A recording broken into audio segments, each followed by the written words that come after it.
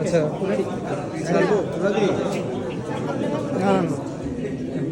এই রুনাদি আপা কথা বলবেন এখন?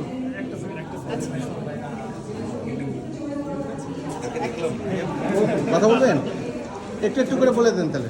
আমি কথা বলবো না, আমি খুবই কৃতজ্ঞ যে সজল ভাই, জিতু ভাই, ঐশী ওরা সিনেমাটা দেখতে এসেছে। আমরা জানি সবাই মানে কাজের ব্যস্ততা